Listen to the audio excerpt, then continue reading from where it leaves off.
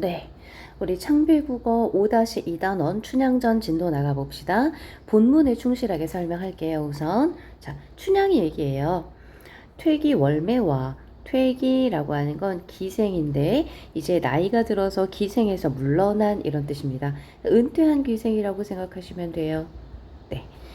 월매와 성참판 사이에서 성춘향이 태어납니다. 그러니까 아버지는 성참판인데 참판하는 거 보니까 양반이겠죠.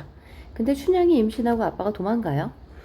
뛰어난 용모와 글재주를 갖고 있습니다. 자, 고전 소설에서 이렇게 외모도 아름답고 재주도 많다 그러면 제자, 재주가 있고 가인, 아름답다, 제자, 가인, 형이라고 합니다. 남원부사의 아들 이몽룡이 광활루에 갔다가 춘향에게 첫눈에 반하고 그날로 둘은 백년가약을 맺습니다. 자, 처음 만난 그날 백년가약을 맺습니다. 그러나 몽룡이 교지를 받은 아버지를 따라 한양으로 가게 되면서 즉 아버지가 남원에서 한양으로 다시 돌아가요. 몽룡과 춘향은 이별해야 할 처지에 놓이고 몽룡은 춘향에게 꼭 데리러 오겠다 하는 약속을 하고 떠납니다. 결국 아버지의 부임으로 인해서 이별을 하게 돼요. 이후 새로 부임한 변사또가 춘향에게 수청을 강요하고 술시중을 들라는 얘기입니다. 춘향은 이를 거절하다가 옥에 갇힌다. 몽룡이 장원급제 후 암행어사가 되어 신분을 숨기고 거짓골로 춘향을 찾아옵니다. 자, 암행어사가 된다는 건 사또들을 감시하는 역할을 하는데 신분을 숨기고 다니기 때문에 암행이라고 해요.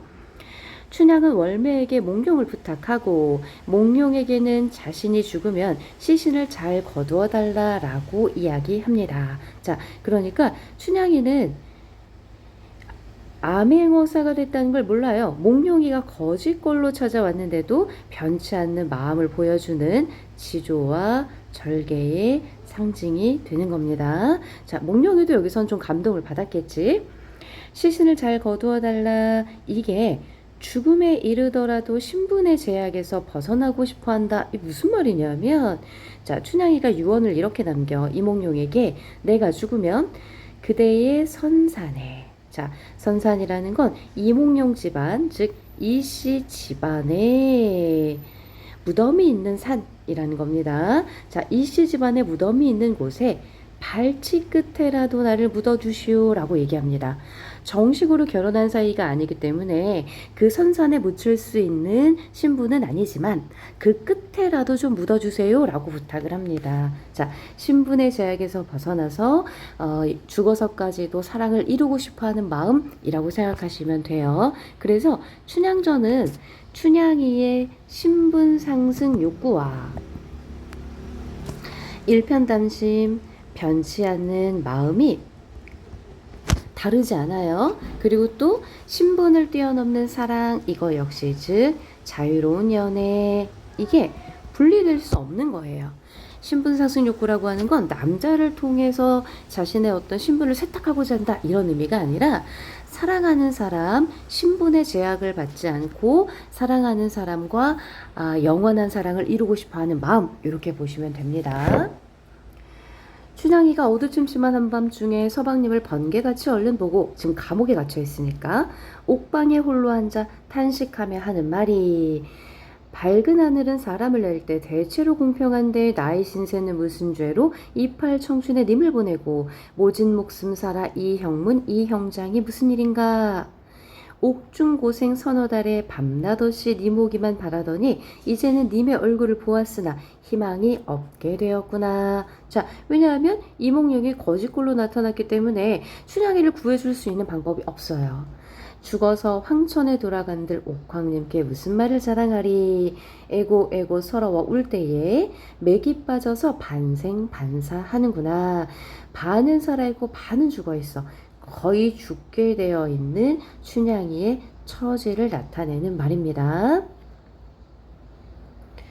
어사또가 춘향의 집으로 와서 그날 밤을 새려하고 문 안 문 밖을 염문할 때, 염문은 염탐하다 이거예요. 여기저기 상황을 보고 있을 때 질청에 가 들으니 이방이 승방을 불러서 하는 말이. 자, 여기 질청은 이 구시라치들이 일을 보던 곳, 그러니까 지방 관리들이 일을 보는 곳, 공무원이요. 이방이 승방을 불러. 자, 이렇게 춘향전에는 관직의 이름이 많이 나올 거예요. 그런데 이 관직을 일일이 다 암기하기보다는 그냥 지방 관하에서 일하는 관리들이구나 이렇게 이해하시면 돼요.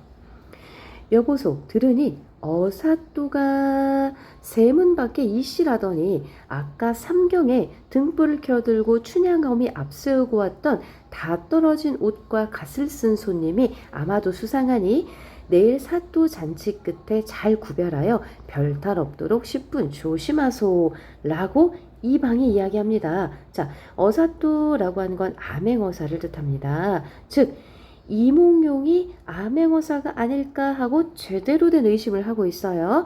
근데 거짓골을 하고 왔으니까 이런 차림으로 왔겠지. 이렇게 떨어진 옷과 갓을 썼다. 이런 보잘것없는 옷차림을 폐포파립이라고 합니다. 옷은 다 떨어졌고 갓은 찌그러졌다는 뜻이에요. 어사또가 그 말을 듣고 어이구 그놈들이 알기는 아는데 하고 장청에 가서 들어보니 행수 군관의 거동을 보소. 자, 이런 표현은 서술자가 직접 개입해서 이보시오 관객들 또는 이보시오 독자들 이제부터 군관이 나올 것이오 라고 알려주는 역할을 하기 때문에 서술자가 직접 개입해서 판소리 문체가 드러나는 부분이에요. 여러 군관님네 아까 옥주변에 서성이던 거린이 실로 이상하더만 아마도 분명 어사인 듯하니 용모 그린 것을 내어놓고 자세히 보소. 어사또가 듣고 어이구 그놈들 귀신이로다. 자, 뭔가 눈치를 채긴 챘구나 하고 현사에 가 들으니 호장 역시 그러하다. 육방 연문을 다 한 후에 춘향의 집으로 돌아와서 그 밤을 샌 다음 이튿날 출근 끝에 가까운 읍에 수령들이 모여든다. 자, 이거는 변사또 생일잔치에 모여드는 인파예요. 이 사람들은 대부분 그 주변 마을에 그 읍의 사또들입니다. 운봉, 영장, 구례, 곡성, 순창, 옥과, 진안, 장수, 원님이 차례로 모여듭니다. 왼쪽에는 행수군관, 오른쪽에는 청령사령이 있고 본관사또는 본관사또는 변사또입니다. 주인이 돼서 한가운데 있어 하인을 불러 분부하되 관청색을 불러 다담을 올리고 차와 과자를 올리고 육고자를 불러 소를 잡아 고기를 올리고 예방을 불러 악공을 대령하고 승방을 불러 천막을 대령하라.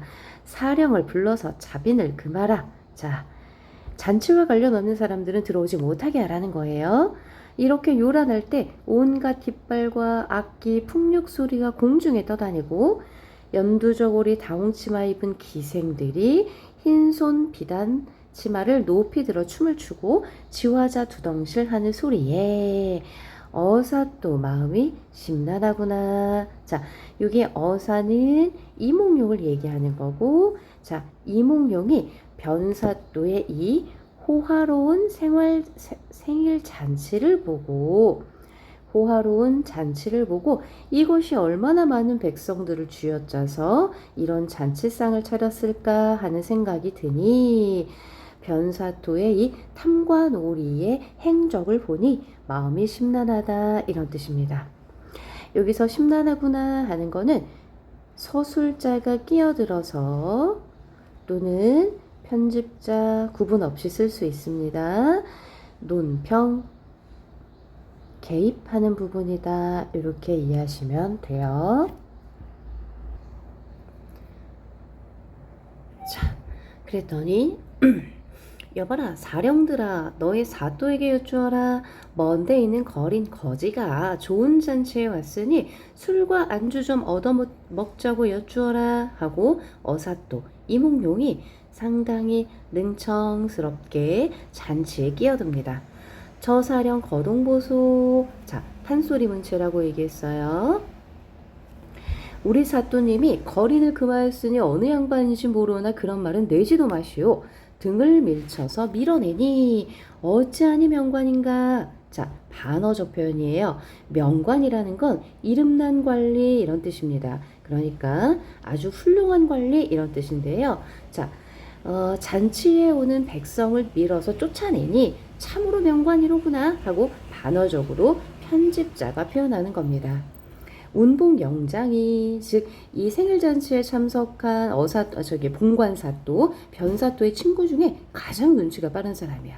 그 거동을 보고 본관사또에게 청하는 말이 저 거린이 의관은 남루하나 양반의 후예인 듯하니 저 끝자리에라도 앉히고 술잔이나 먹여보냄이 어떠하뇨. 본관사또 하는 말이 운봉 소견대로 하오마는 아이고 그러시오. 하지만 그 끝말이 입맛이 사납겠다 맘에 들진 않아요. 어사또가 속으로 오냐 도적질은 내가 하마 오라는 네가 받아라 하고 들어갑니다. 즉 내가 잔치는 실컷 즐기고 나서 어사출두해서 너네들 다 벌을 주겠다라고 속마음을 이야기하는 거예요. 그래서 복선에 해당한다 라고 할 수 있습니다. 운봉영장의 분부에서 저 양반 듭시라고 하여라. 어사또가 들어가 단정히 앉아 좌우를 봤더니 당 위에 모든 수령 다담상을 앞에 놓고 진양조는 높아가고 어사또 상을 보니 어찌하니 통분하랴. 모서리 떨어진 괴상판에 당나무 젓가락에 콩나물에 깍두기에 막걸리 한 사발 놓았구나. 세상에 천대도 이런 천대가 없어요. 상을 발길로 탁 차 던지며 운봉영장의 갈비를 가리키며 갈비 한 대 먹고 싶구나. 아이고 다리도 잡수시오 하고 운봉영장 하는 말이. 자, 이 운봉영장은요 눈치도 빠르지만 나름 요 잔치에 온 사람 중에서는 인정도 꽤 있는 인물이에요. 이러한 잔치에 풍류로만 놀아서는 맛이 적사오니 차운 한 수씩 하보면 어떠하오 합니다. 차운이 뭐냐? 요 문제에 보면 이렇게 나와 있어. 운을 따서 시를 짓는 건데, 자, 제시하는 글자를 집어넣어서 시를 짓는 겁니다. 그 말이 옳다 하고 운봉영장이 높을 고자에 기름 고자 두 글자를 내어놓고 차례로 운을 달아 시를 짓습니다. 어사또 하는 말이 거린이 어려서 즉 자기가 어려서 한식이나 읽었더니 좋은 잔치를 당하여 술과 안주로 포식하고 그냥 가기 민망하니 자운한 서사이다. 자, 이것도 반어로 볼 수 있습니다. 천대를 받았지만 어이구 내가 포식했으니 시 한번 지어볼게. 운봉영장이 반가워하면서 필과 연, 즉 붓과 별을 주었으니 좌중 사람들이 다 짓지도 않았는데 순식간에 글 두 개를 지었습니다. 백성들의 형편을 생각하고 본관사또의 정체, 자, 본관사또의 정체가 뭐야? 탐관오리죠? 변사또를 감안하여 지었겠다. 편집자적 논평, 판소리, 문체입니다. 금준미주 천인여리요 옥반가요 만성고라 총루낚시 민루낙이요 가성고초 원성고라. 요 고가 기름 고자입니다. 이게 높을 고자예요. 두 글자를 넣어서 시를 지었죠. 요 시의 뜻은 이렇게 됩니다. 자, 얘와 얘를 1대1로 대응해서 해석하실 수 있어야 합니다. 아름다운 술은 금준 미주 1천백성의 피요 천인 혈이요 이렇게 됩니다. 자, 술과 백성의 피 대조적인 소재를 썼죠. 옥반 가요 옥소반의 아름다운 안주는 만성고라 1만백성의 기름이라 백성들의 기름을 짜내어서 그래서 아름다운 안주와 1만백성의 기름 호화로운 잔치와 백성들의 고통 대조됩니다. 총루 낚시 촛불 눈물 떨어질 때 백성 눈물 떨어지고 잔치상에 촛불이 밝을 때 백성의 눈물이 떨어진다 이 뜻입니다. 역시 화려한 잔치와 백성들의 고통 노랫소리 높은 곳에 가성고쳐 원망소리 높았더라. 그래서 각각의 전부 호화로운 잔치와 백성들의 고통이 대조되어 있고, 문장의 생김새 보면 얘네 보면 지금 대칭구조, 대꾸법 마찬가지로 문장의 구조가 다 대칭구조로 되어 있죠. 술은 안주는 피요 기름이라 짝꿍을 이루어졌고, 떨어질 때 높은 곳에 떨어지고 높았더라. 대칭구조까지 됩니다.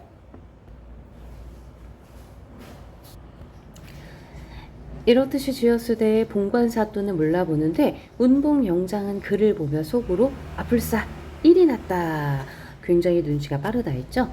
이때 어사또가 하직하고 간 다음에 각 아전들을 불러서 운봉영장이 야야 일이 났다.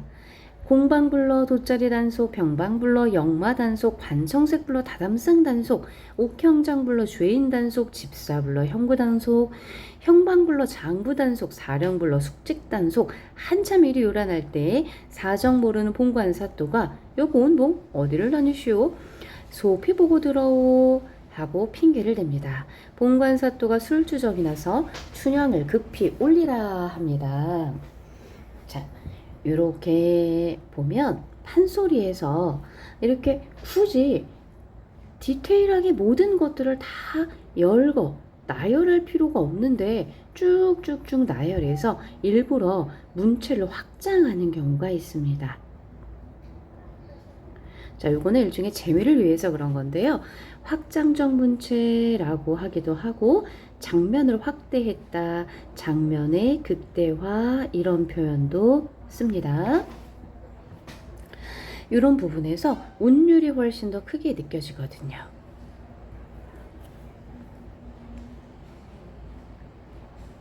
이때 어사또가 부하들과 내통한다. 서리를 보고 눈길을 보내니 서리와 중방 거동보소. 자, 어사또가 암행어사 출두를 앞두고 있습니다. 그런데 끝까지 신분을 속이고 있어야 하기 때문에 이 부하들에게 눈짓 발짓으로 신호를 딱딱딱 보내서 순식간에 들이닥칩니다. 역졸 불러 단속하며 이리 가며 수군 저리 가며 수군수군 서리 역졸 거동보소. 이런 건 우리 의성어 음성상징어라고 얘기하죠. 외올망건 공단 모자, 쇠패랭이를 눌러 쓰고, 자, 모자입니다. 석발간발 새집신의 한삼 고이를 산뜻하게 차려입고 육목 방망이 사슴가죽끈으로 손목에 탁 달아나지 않게 묶고, 여기서 번쩍 저기서 번쩍 하고 지금 부하들이 출동하기 위해서 준비를 다 마쳤습니다.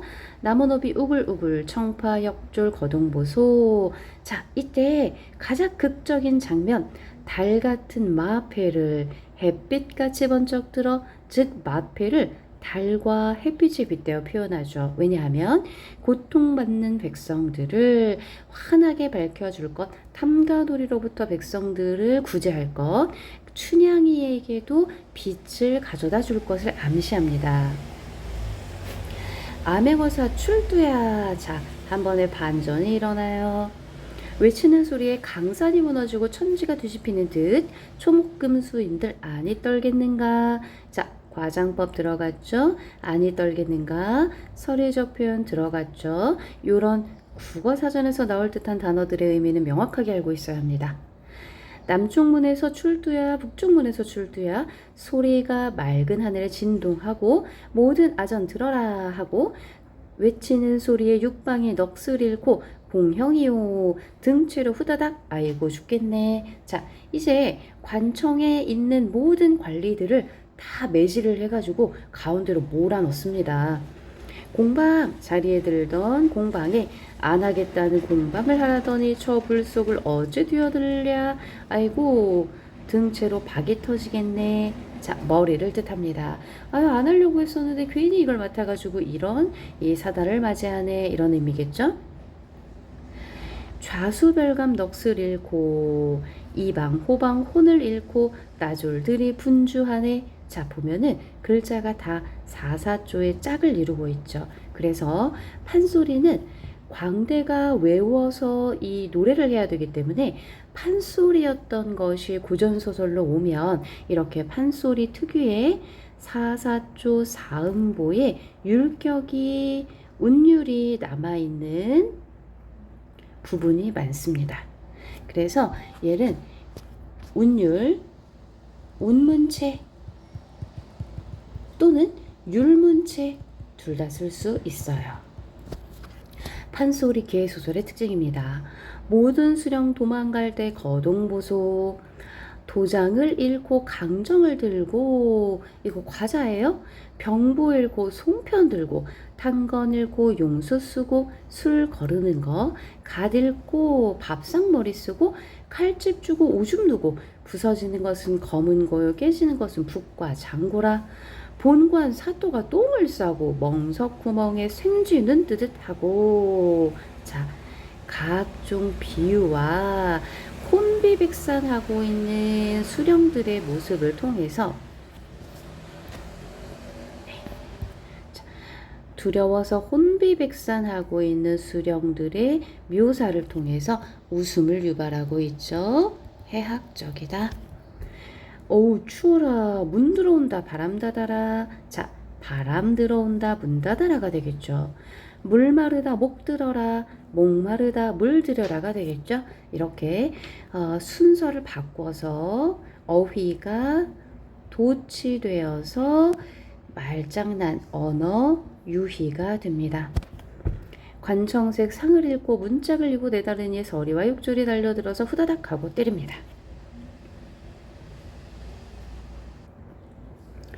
이때 어사또가 딱 분부합니다. 이 고을은 남원이죠. 남원은 대감이 좌정하시던 고을이라. 자, 대감이 누구냐? 이몽룡의 아버지 부친. 이몽룡이 남원에 처음 왔던 게 아버지가 남원부사로 부임받아서였죠. 아버지께서 좌정하시던 고을이라 관화를 금하고 시끄럽게 떠들지 못하게 하고 객사로 저것들을 옮겨라. 자리에 앉은 후에 본관사 또는 봉고 파직하라. 자, 관직에서 쫓겨나는 겁니다. 본관사 또 봉고 파직이요. 사대문에 방을 붙이고 옥형리를 불러서 네 고을 옥에 갇힌 죄수를 다 올리라.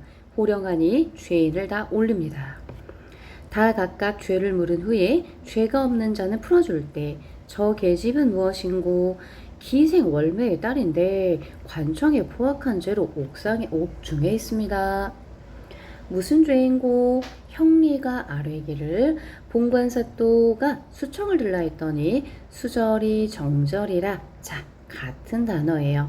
반복을 피하기 위해서 그냥 의미는 같지만 이 글자만 다른 단어를 가지고 왔어요. 그리고 이런 거는 일종의 절 해서 언어 유희라고 볼 수 있습니다.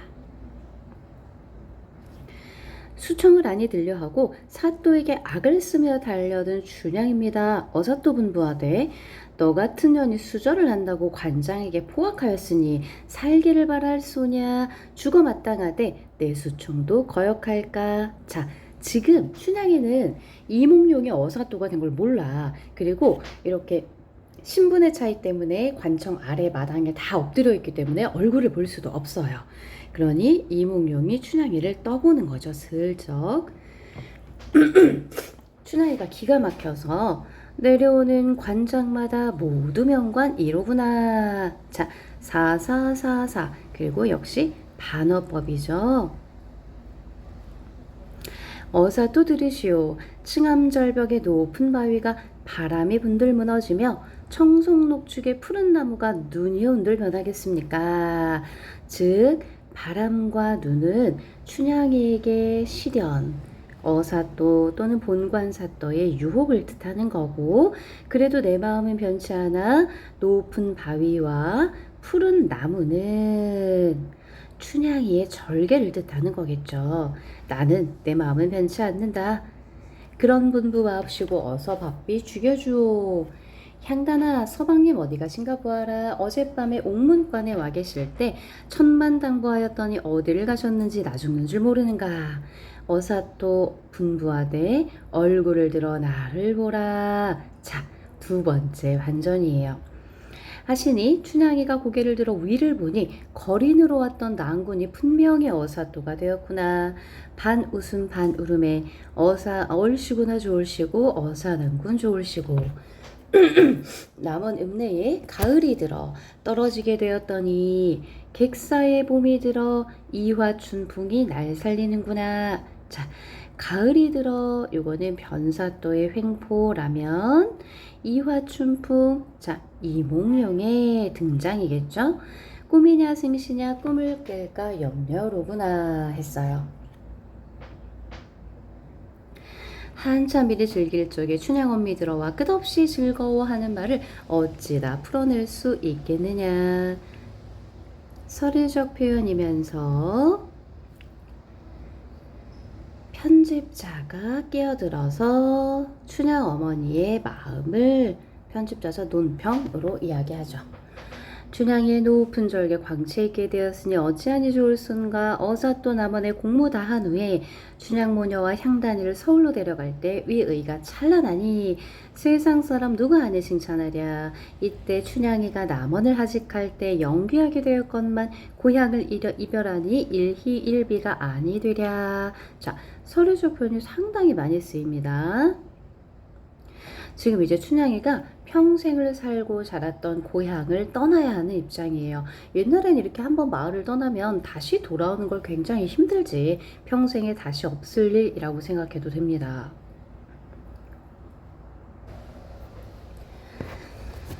놀고 자던 부용당아 너 부디 잘 있거라. 광활로 오작교 영주갑도 잘 있거라. 자, 춘향이가 고향에서 추억이 담겨있는 장소들에게 이별을 고하고 봄풀은 해마다 푸르건만 떠난 객은 돌아오지 않는다 라는 시는 자 어떤 시 구절을 인용했습니다. 나를 두고 이름이라 다갑게 이별할 때 길이길이 무고하소서 다시 보기 기약이 없구나. 자, 요 시의 주제는 인생무상입니다.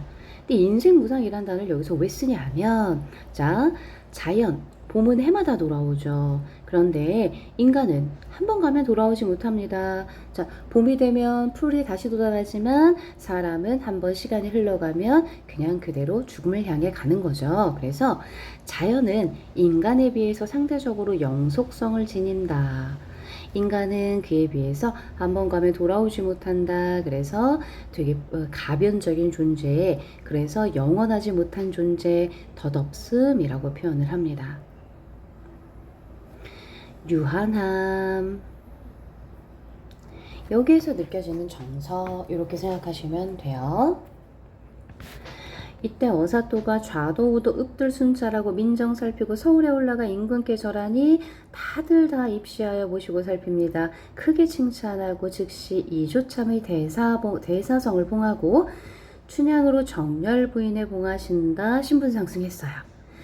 은혜에 감사드리고 물러나 부모를 베고 임금의 은혜를 모지도 하시더라. 이조판서, 호조판서, 좌의정, 우의정, 영의정 다 지내고 퇴임한 후에 정렬 부인과 함께 백년동락하고 정렬 부인은 즉 춘향이는 3남 4녀 7의 자녀를 두고 모두 총명의 부친보다 낫더라. 일품관직의 대대로 이어져 길이 전하더라. 아주 행복한 결말로 끝납니다. 자, 이런 행복한 결말은 고전 소설의 특징입니다. 자, 본문 학습을 먼저 꼼꼼하게 하시고 그 다음에 앞뒤에 요약되어 있는 것들을 정리하시면 됩니다. 그 요약되는 내용들은 선생님이 수업 시간에 다시 한번 정리할 테니까 관련된 문제 푸는 것까지 완성하시면 됩니다.